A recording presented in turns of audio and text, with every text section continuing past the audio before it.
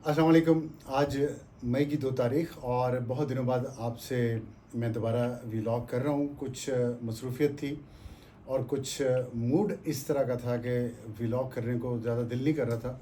ख़बरें कम हों तो फिर व्लॉग में वो मज़ा नहीं रहता। ख़बर अच्छी आए, कोई एनालिसिस उसका किया जाए तो उसके साथ दिलचस्पी भी रहती है, व्यूअर्स की भी, और ज़ाहिर है मेरा भी फिर दिल करता है काम करने को। अभी भी ख़बर मैं ये चाहता था कि अमेरिका और ईरान के दरमियान जो ताज़ा तरीन इस वक्त सिचुएशन चल रही है उस पर मैं व्लॉग करूं, लेकिन उस पर मैं कुछ घंटों बाद करूंगा ज़रूर। कुछ ख़बर इंशाल्लाह आएगी उस पर भी वो करूंगा। लेकिन इस वक्त जो पूरे मुल्क में एक मसला चल रहा है, एक बड़ा हॉट इशू है और उस पर मेरा भी नाम आ रहा है, तो मैंने सोचा मैं उस पर कुछ बात कर लूँ। मैंने पिछले कई दिनों से उस पर ख़ामोश था। कल रात से मैंने उस पर कुछ ट्वीट्स किए और वो है वन कॉन्स्टिट्यूशन एवेन्यू का जो ट्विन टावर्स बिल्डिंग है इस्लामाबाद में, शायर दस्तूर के शुरू में, उसके बारे में एक मसला शुरू हुआ और जिसके बारे में बहुत सारी बातें की गई। मैं शुरू में डिस्क्लेमर ये करना चाहता हूँ कि मेरा वहाँ पे एक कमरे का अपार्टमेंट है और वो मैंने 2014-15 के फाइनेंशियल ईयर में किस्तों पे पहली जो उसके 60 लाख रुपए जमा करवाया और उसके बाद किस्तें उसकी मैं देता रहा, तो कुछ 10-12 साल बाद जाके 10 साल बाद जाके मुझे वो मिला। 2 करोड़ का वो मैंने पूरी उसके पैसे जो मैंने वो दिए थे, तो वो मेरे पास उस वक्त से है और मैं उसको ज़ाहिर है बेचना चाहता था। एक इन्वेस्टमेंट थी, लेकिन अदालती फ़ैसलों की वजह से मैं अभी तक उसको बेच नहीं पाया क्योंकि अदालत की तरफ से उसकी सेल परचेज़ पर पाबंदी है। उसमें मुझ पे लोगों ने सवालात किए कि कैसे है, क्या झगड़ा है, क्यों है, क्या क्या नहीं है। तो ना चाहते हुए भी मुझे उसका हिस्सा बनना पड़ा और हिस्सा बनना जब, तो फिर मैंने सोचा आपसे अब मैं जो सच है वो शेयर करूं। मैंने अपना सच आपसे शेयर कर लिया कि मेरा वहाँ पे एक कमरे का एक छोटा सा, सबसे जो छोटे साइज़ का 700 स्क्वायर फुट का शायद है, वो है मेरे पास और भी लोगों के हैं। और उसमें परसों रात की बात है कि इस्लामाबाद पुलिस ने और उसके साथ रेंजर्स के दस्तों ने उस बिल्डिंग पे धावा बोला। वहाँ फैमिलीज़ रहती हैं और वहाँ पे दरवाज़े तोड़े गए और उन फैमिलीज़ को कहा गया कि आप यहाँ से निकलें और यहाँ दोबारा आप नहीं वापस आ सकते। अदालत का फ़ैसला आ गया है और ये यहाँ अब आपका रहने का कोई हक़ नहीं रहा। इसके बाद एक कंट्रोवर्सी शुरू होगी पूरे मुल्क में और कि क्यों हुआ, कैसे हुआ, इसके बारे में मैं आपको थोड़ा सा बैकग्राउंड, थोड़े से मैं आपको पहले फैक्ट्स बता दूं, फिर मैं उस पर आपको एक एनालिसिस दूंगा।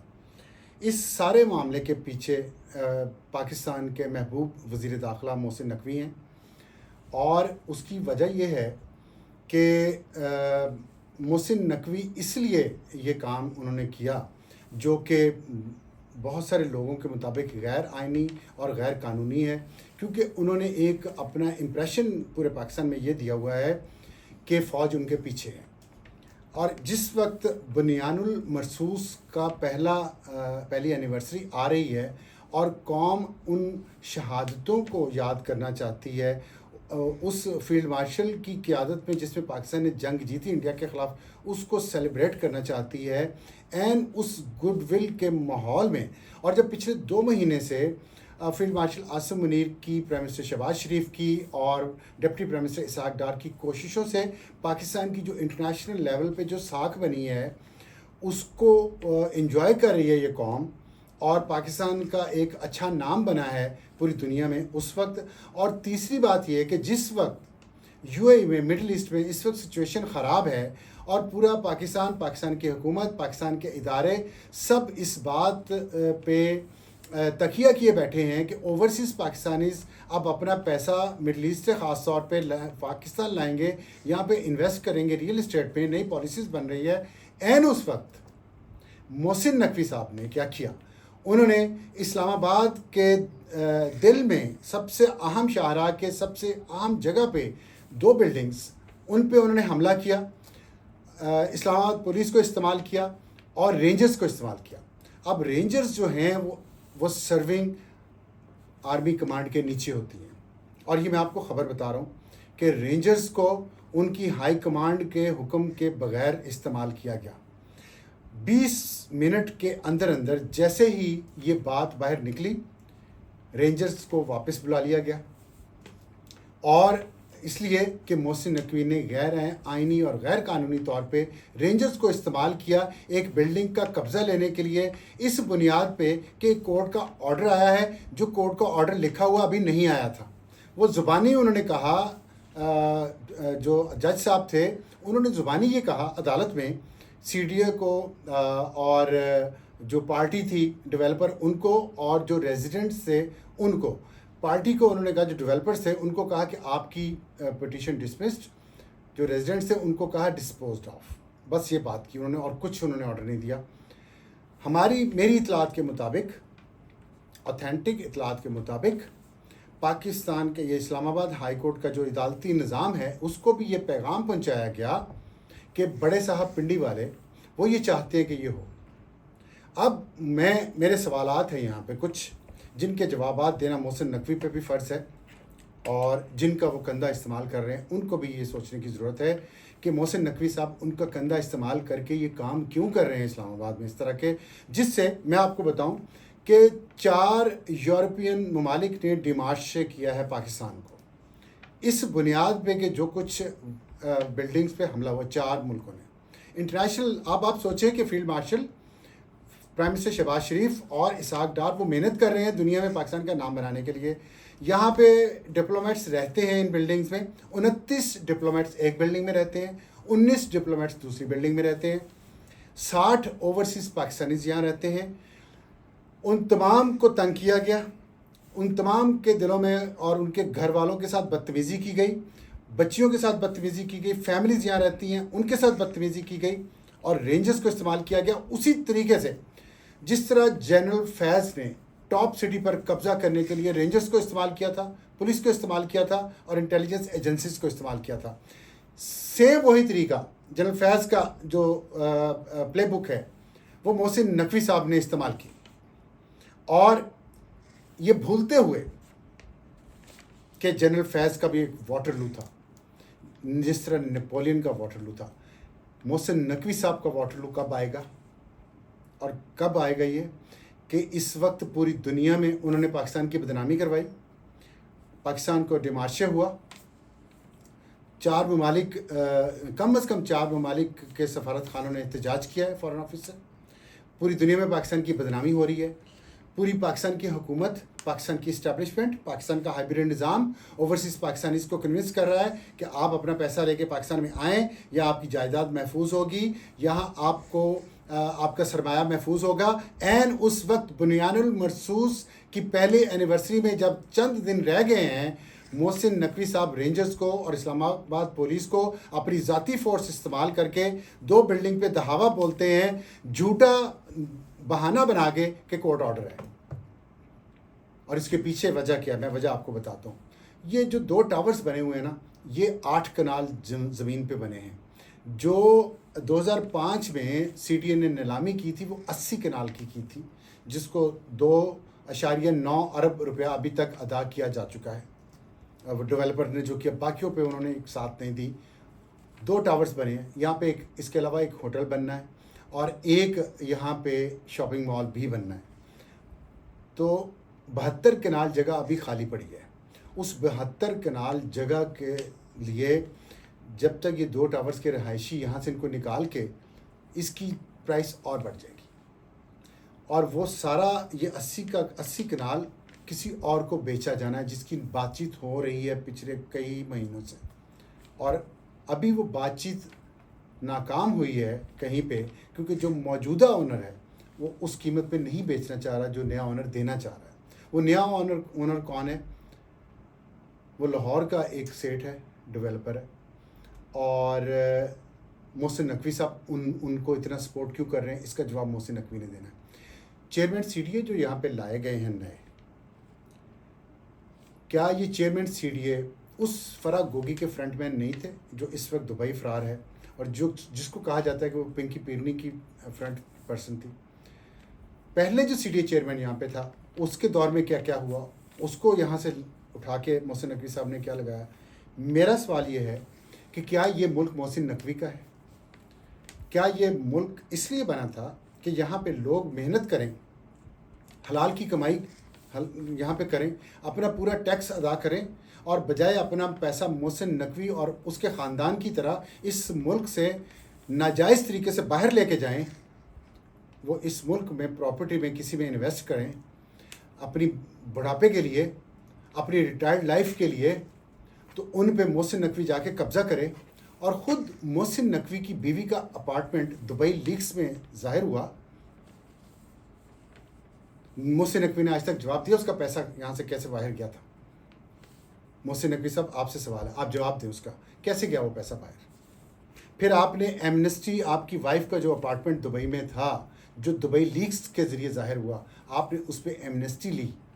آپ نے اپنے کالے دھن کو سفید کیا ایمنسٹی اسکیم کے ذریعے جو پاکستان میں اناؤنس ہوئی. آپ خود ابھی کچھ دن پہلے یہ کہہ چکے ہیں کہ 100 ارب روپیہ اس ملک سے پچھلے 2 سال میں ہنڈی حوالہ کے ذریعے باہر گیا ہے. آپ وزیر داخلہ ہیں نا، آپ بتائیں کیسے گیا ہے. امیگریشن تو آپ کے نیچے ہے، کیسے گیا باہر؟ اور باہر گیا تو آپ ہمیں اناؤنس کیوں کر رہے ہیں؟ آپ واپس کیوں نہیں لے کے آئے؟ آپ خود لے کے جا چکے پیسے ایسے، تو آپ دوسروں کے کیسے لائیں گے؟ کیا آپ کو نہیں پتا کہ سندھ کے مختلف ایئرپورٹس پہ جہاز اتر رہے ہیں؟ یہاں کا کالا دھن اس ملک سے کمایا ہوا ڈالرز میں کنورٹ کر کے ان جہازوں کے ذریعے کیش دبئی جا رہا ہے، آج بھی جا رہا ہے. دبئی ایئرپورٹ پہ ہی وہاں پہ 30% کیش ان سے لے کے باقی 70% جو مرضی آپ دبئی میں کر سکتے ہیں. آج بھی ابوظہبی میں، آج بھی. کیوں؟ اور آپ کے ساتھ جو لوگ ہیں میں ان کے بارے میں کیا کہوں، لیکن آپ نام استعمال کر رہے ہیں مسلسل ان لوگوں کا جو اس ملک کے لیے اپنا خون دیتے ہیں، جنہوں نے اس ملک کی عزت بنائی، جنہوں نے اس ملک کی فارن پالیسی کو کامیاب کیا، جنہوں نے انڈیا کے خلاف جنگ جیتی،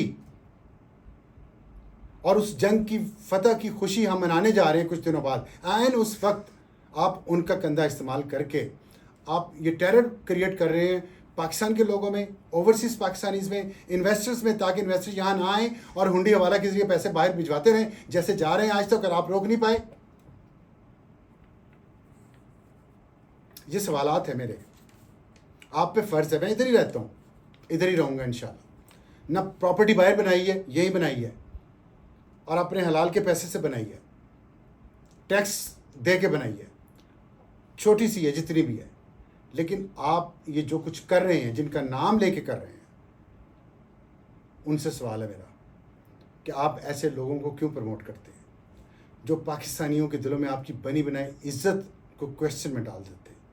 آپ اس ملک کے لیے جانیں قربان کرتے ہیں، اور یہ آپ لوگوں کی وردی میں لوگوں کو لا کے یہاں بلڈنگوں پہ قبضے کرتے ہیں، لوگوں کے گھروں پہ قبضہ کرتے ہیں.